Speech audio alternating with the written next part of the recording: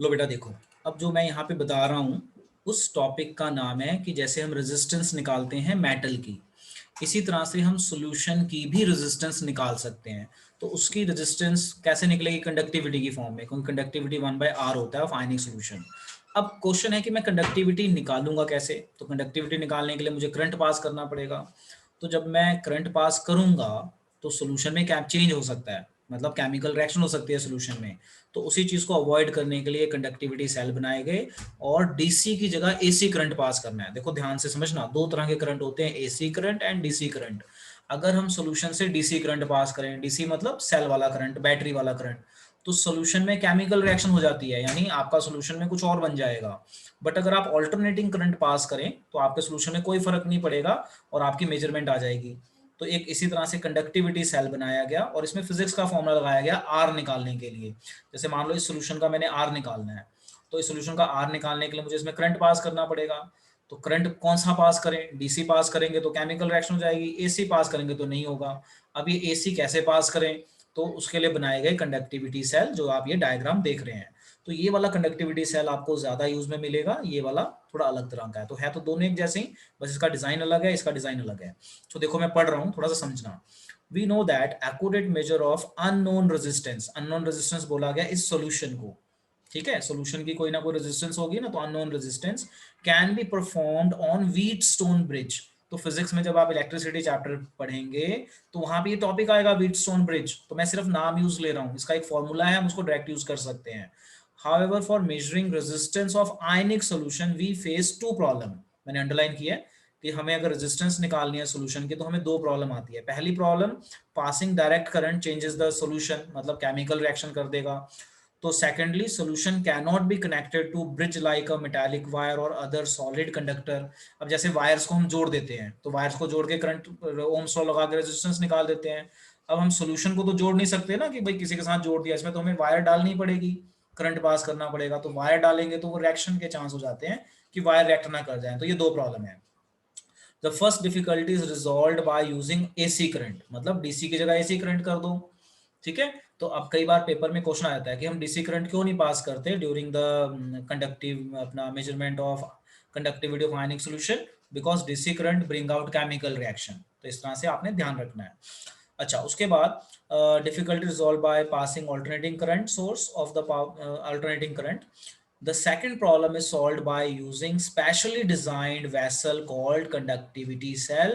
और conductivity cell में जो मेटल यूज की गई वो प्लैटिनम यूज की गई, और प्लैटिनम सॉल्यूशन से रिएक्ट नहीं करता, करंट पास करेगा और रेजिस्टेंस निकल जाएगी। तो अब देखो ये दो तरह के सेल हैं, दोनों एक ही काम करते हैं। इसमें से ये वाला सेल ज्यादा कन्वीनियंट होता है, डिप करके करंट पास करके कर सकते हैं। तो क्या करना होता है, इस सेल को लिया, जिस सॉल्यूशन की रेजिस्टेंस निकालनी उसमें डिप कर दिया और करंट पास कर दिया। करंट पास करने के बाद इसको हम रेजिस्टिविटी व्हीटस्टोन ब्रिज में डाल देते हैं, मतलब ये वाला कनेक्शन है, ये देखो लिखा है ना सेल, तो ये वाला सेल है, यही वाला सेल है। तो इस सेल में डाला और इस डायग्राम को हम कहते हैं व्हीटस्टोन ब्रिज। फिजिक्स में आप इसको डिटेल में पढ़ोगे, हमें सिर्फ उसका फॉर्मूला उठाया वहां से फिजिक्स का। तो फॉर्मूला है R2। R2 मतलब सॉल्यूशन में जो डिप किया हुआ है सॉल्यूशन की resistance, is equal to R1 R4 by R3।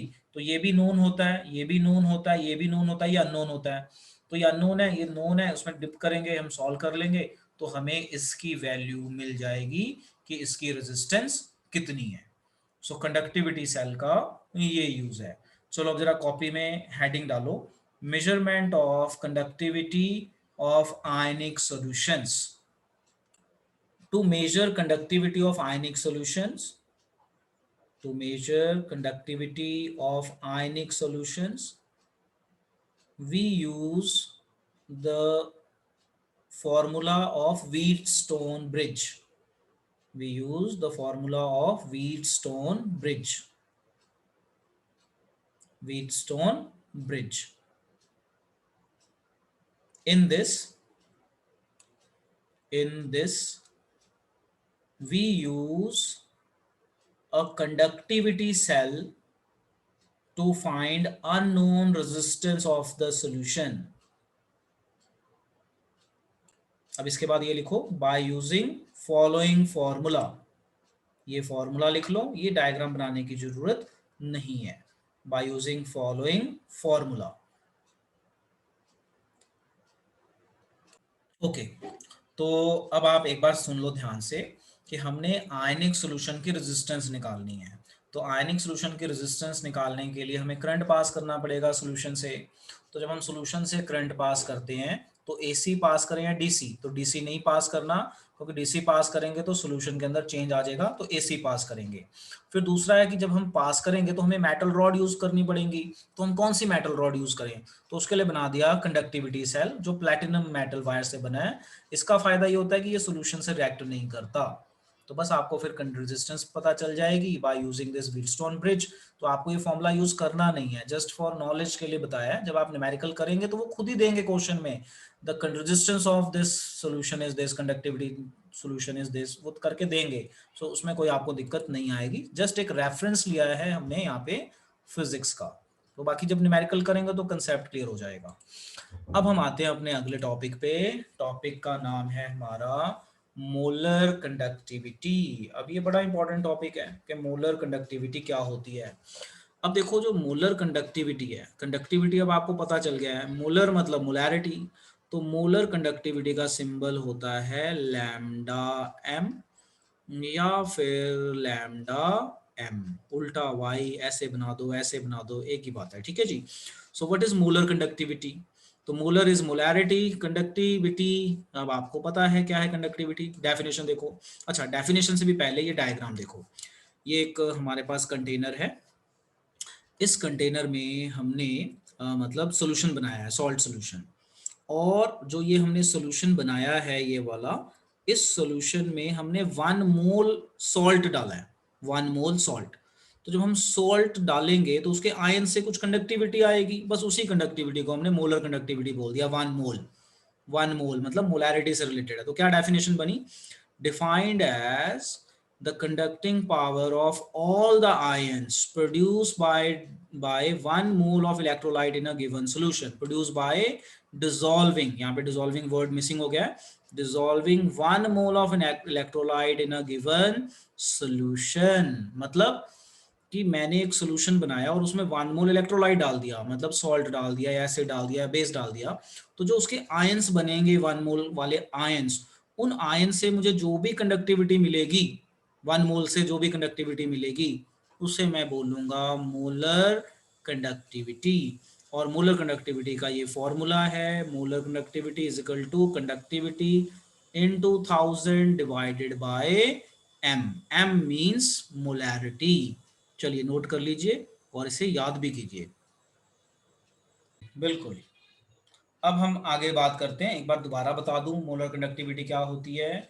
आप 1 लीटर पानी लीजिए, समझाने के लिए बता रहा हूँ। उसमें आप 1 मोल सॉल्ट डाल दीजिए, 1 लीटर पानी उसमें 1 मोल सॉल्ट, तो सोल्यूशन बनेगा। उस सोल्यूशन में कुछ आयंस होंगे 1 मोल सॉल्ट के कारण।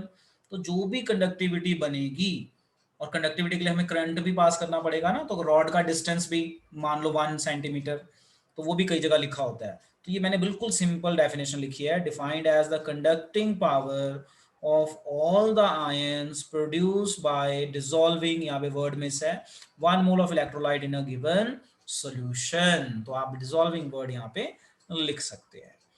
अब हम आते हैं आगे, क्योंकि मैंने पिछले लेक्चर में यूनिट्स की बात नहीं की, अब यहाँ पे हम बात करते हैं और यूनिट्स की बात करते हैं, और बहुत कन्वर्जन है। तो अभी तो जो मैं बताऊंगा वो याद रख लेना, जब मैं क्लास खत्म करूंगा तो इसकी कन्वर्जन करके देखना। बहुत दिमाग घूम जाता है कन्वर्जन करने में, सेंटीमीटर क्यूब, मीटर क्यूब, इस तरह की कन्वर्जन है सारी। तो सिंपल तरीका भी बताऊंगा, वो याद रख लेना।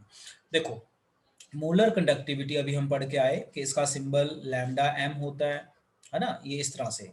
इसका जो मैंने आपको फॉर्मूला लिखा था पीछे, ये लिखा था आपको बुक में, पहले तो ये वाला फॉर्मूला मिलेगा और इसकी यूनिट मिलेगी इस तरह से। यूनिट मिलेगी साइमन सेंटीमीटर पर सेंटीमीटर इसकी है, वॉल्यूम की सेंटीमीटर क्यूब, तो साइमन पर अपना सेंटीमीटर स्क्वायर, इसकी यूनिट अगर आप बनाएंगे तो साइमन सेंटीमीटर स्क्वायर बन जाएगा, ठीक है। तो ये कन्वर्जन के हिसाब से है। अब आपको ये भी फॉर्मूला मिलेगा, और ये फॉर्मूला ज्यादा यूज में होता है। तो ये है साइमन सेंटीमीटर स्क्वायर पर मोल, क्योंकि हम मोल की बात कर रहे हैं।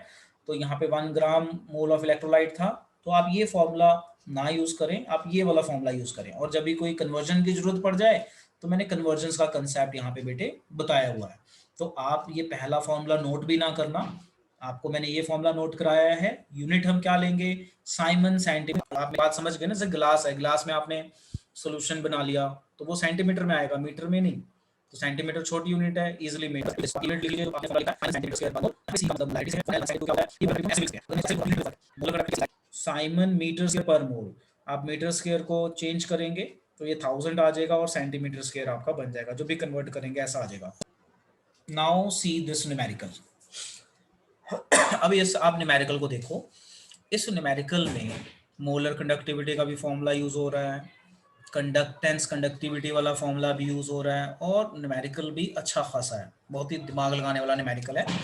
समझते हैं जरा इसे एक न्यूमेरिकल को। कह रहा है the resistance of a conductivity cell. अब आपको पता है ना कंडक्टिविटी सेल मतलब सॉल्यूशन की रेजिस्टेंस निकालने वाला सेल। filled with 0.1 मोल KCl solution is 100 ohm। कह रहा है कि रेजिस्टेंस है कंडक्टिविटी सेल की इतना, उसका कंसंट्रेशन है और ये 100 ओम है। कहता है if the resistance of same cell when filled with 0.02 is this much. देखो अगर कंसंट्रेशन 0.1 है तो रेजिस्टेंस इतनी है, उसी सेल की कंडक्टिविटी सेल में अगर हम इतना डाल दें तो उसकी रेजिस्टेंस 520 ओम है। कहते हैं calculate conductivity and molar conductivity of 0.02 molar solution. मतलब क्या कह रहा है, वो हमसे 0.1 का नहीं पूछ रहा है, हमसे 0.2 का पूछ रहा है। द कंडक्टिविटी ऑफ 0.1 हमें दिया हुआ है 1.29। बहुत इंटरेस्टिंग क्वेश्चन है। अब आप देखिए जरा इसको एक बार, आंसर मैंने दिया हुआ है, जरा एक बार ट्राई कीजिए, फिर मैं समझाता हूँ 2-3 मिनट के गैप के बाद। ओके बेटा, आप समझिए जरा ध्यान से, ये क्वेश्चन बहुत ही इंटरेस्टिंग है। कह रहा है कि आपको कंडक्टिविटी सेल दिया हुआ है जिसमें आपने दो सॉल्यूशंस को मेजर किया अलग अलग। पहला सॉल्यूशन था 0.1 कंसंट्रेशन का और इसकी रेजिस्टेंस थी 100 ओम। दूसरा सॉल्यूशन था 0.02 मोल पर लीटर का और इसकी रेजिस्टेंस थी 550। कंडक्टिविटी 0.1 की दी हुई है, 0.02 की नहीं दी। तो हमने फॉर्मूला लगाया, conductivity is equal to cell constant into conductance. तो कंडक्टेंस होता है 1/r। तो हमने सेल कांस्टेंट निकाल लिया फर्स्ट केस का, जो आया हमारा 1.29 पर मीटर, मीटर में रख लो। उसके बाद हमने इसके लिए कंडक्टिविटी, हमारा सेल कांस्टेंट तो आ गया, तो 0.02 का हमने कंडक्टिविटी निकाल ली यही फॉर्मूला लगा के। तो वो आ गया हमारा अप्रोक्सीमेटली 0.25 या 24 साइमन मीटर। अब क्या है, ये साइमन मीटर में है, तो आप अपना मोलैरिटी, जब मोलर कंडक्टिविटी निकालेंगे तो वो साइमन मीटर वाला ही लगा लीजिए, उसमें भी मीटर वाला लगा लीजिए कंसेप्ट। तो आपको 0.0 मोल पर लीटर को अपना मोल मीटर में चेंज करना पड़ेगा। मोल पर लीटर है ना, तो इसको मीटर में, मीटर क्यूब में चेंज करना पड़ेगा कन्वर्जन में। तो ये कन्वर्ट किया हमने कि 1 ml में 1 सेंटीमीटर क्यूब होता है, तो ये 1 लीटर में कितना होगा, तो कन्वर्ट किया तो 1000 से मल्टीप्लाई हो जाता है, तो ये आ गया हमारा 20। बस उसके बाद हमने फॉर्मूला लिखा, मोलर कंडक्टिविटी K/C। तो मोलर के हम पीछे निकाल चुके थे और C को भी हम मीटर में कन्वर्ट कर चुके थे, बस इसको सॉल्व कर दिया और ये आ गया हमारा आंसर। और यहाँ पे आपका बेटा ब्रेन लगता है, ये क्वेश्चन जब हम समझाते हैं तो जल्दी समझ में नहीं आता, आपको इसको 3-4 बार प्रैक्टिस करनी पड़ेगी, नहीं करोगे नहीं कर पाओगे। और पेपर में आता है ये क्वेश्चन, वेरी इंपॉर्टेंट, पेपर में आता भी है। तो आज के लेक्चर में इतना ही।